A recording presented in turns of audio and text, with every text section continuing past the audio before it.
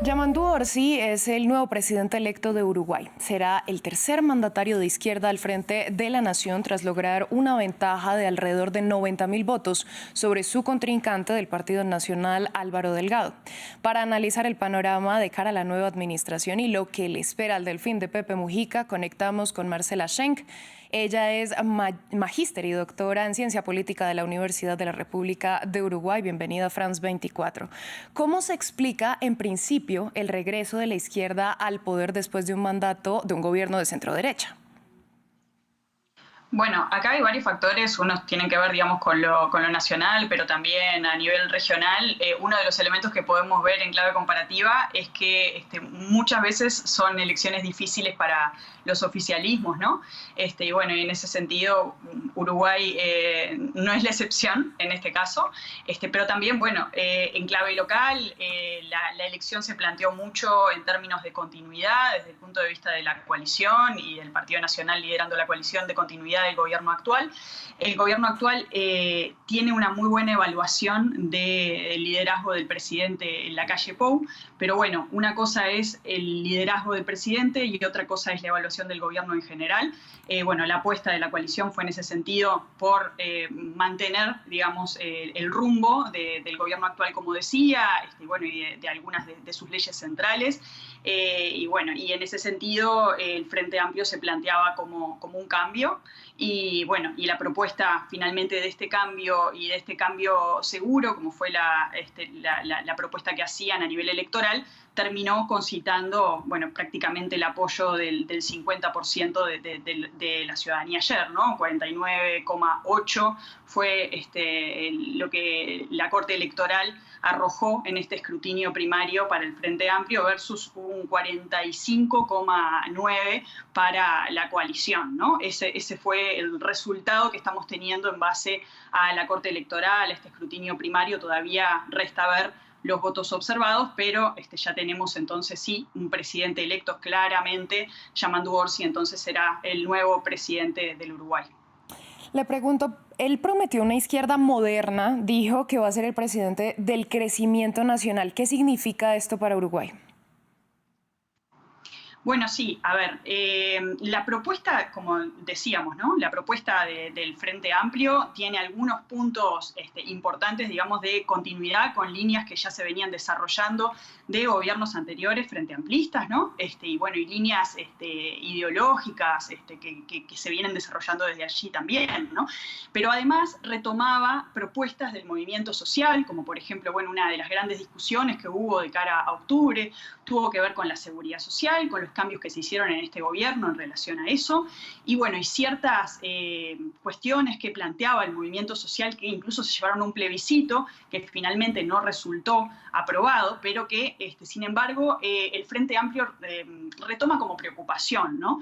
Retoma como preocupación esta discusión en torno a, bueno, continuar, digamos, con esta discusión en torno al diálogo social, ¿no? De hecho, se planteó desde este lugar la propuesta de Orsi, ¿no? De generar un diálogo social en torno a la seguridad social, como para poder ver algunos de los puntos más complicados en relación a esto, ¿no? Pero además también hay otros puntos de la ciudadanía de las preocupaciones de la ciudadanía, que ya estaban planteados en la elección anterior de 2019 y que de hecho se retoman en esta como preocupación fuerte, ¿no? Que no pudo tener una solución visible de acuerdo a las preocupaciones que relevamos de la ciudadanía.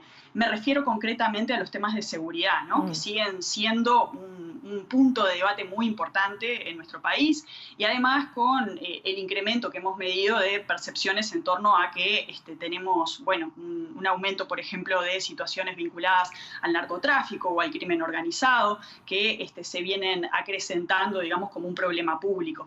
Entonces, todos estos temas fueron temas de campaña, se retomaron y se retoman desde un lugar, como decía, ¿no? Con una fuerte impronta también en hacer énfasis en lo social, en las políticas sociales y en generar políticas de Estado, ¿no? Ayer veíamos, por ejemplo, que los discursos tanto de la fórmula de Orsi y de Cose, como la de Delgado Ripoll, Delgado, bueno, asumiendo, digamos, lo que fue la derrota electoral ayer, decía tenemos que ir hacia acuerdos, Y en el caso de la fórmula que encabeza Yamandu Orsi, también se hizo mucho énfasis en eso, ¿no? En lograr acuerdos nacionales, en pensar entonces en los problemas del país, más allá de las diferencias político-partidarias que pueda llegar a haber en ese sentido en la ciudadanía, ¿no? Esta idea de tender puentes que ya también estaba presente en los diferentes discursos, incluso de fin de campaña, ¿no? Sí, si hablamos en materia de gobernabilidad con las fuerzas en Senado y Cámara, donde a Orsi le falta unos escaños para tener mayoría absoluta, ¿qué podemos esperar? Bueno, en materia de gobernabilidad, el Frente Amplio tiene sí mayoría en el Senado, ¿no? En la Cámara Alta. Le estaría faltando, como vos decís, la mayoría en la Cámara Baja. Sin embargo, creo que ahí tenemos que ver como varios elementos, ¿no? En este sentido. Bueno, por un lado, ninguno de los bloques en realidad, ya era lo que veíamos en octubre, iba a tener esta mayoría en la Cámara Baja, ¿no?